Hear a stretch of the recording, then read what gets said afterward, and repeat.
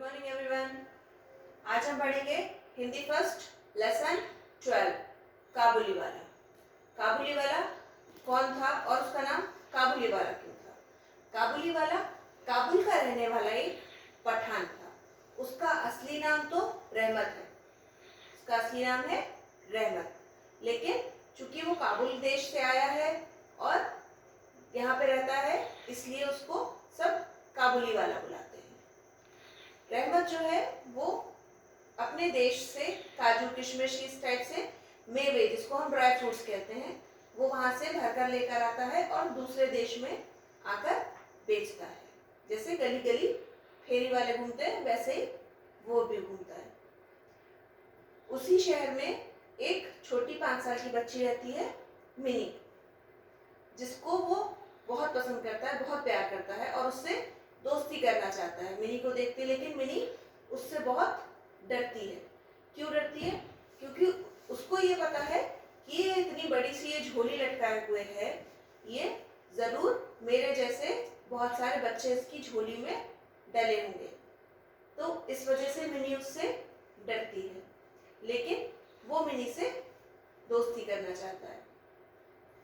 एक बार मिनी के पिताजी ने काबुली वाले की और मिनी की मित्रता करवा दी। तब से दोनों में अच्छी मित्रता हो गई और वो दोनों खूब बातें आपस में करने लगे। जाते जाते काबुली वाला उसके हाथ में कुछ काजू और किशमिश पकड़ा के चला जाता है। जब अगले दिन वो आता है तो उसके पिताजी उसको उस कल के जो काजू किशमिश होते हैं उसके बदले में उसके पैसे देते हैं, मिनी के पिताजी।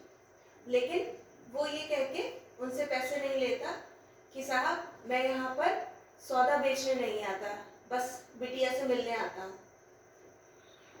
फिर भी वो नहीं मानते हैं। मिनी के पिताजी उसको पैसे देने की जिद करते हैं।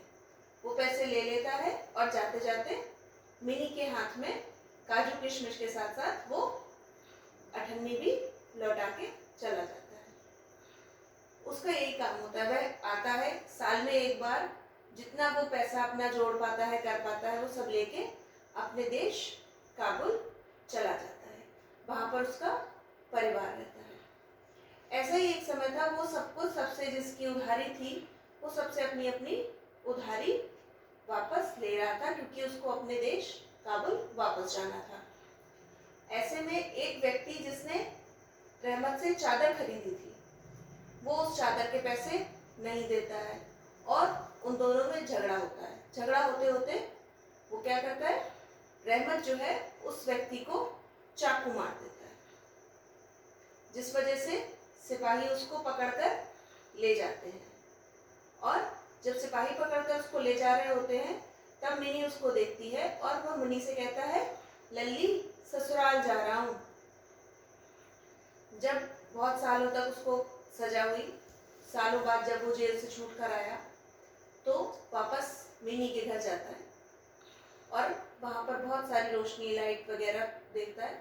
तब उसको पता चलता है कि मिनी का आज विवाह है और वो उदास होके बैठ जाता है, क्योंकि उसका मन था मिनी से मिलने का, पर उसके पिताजी कहते हैं कि आज उसका विवाह है, वो नहीं मिल सकती।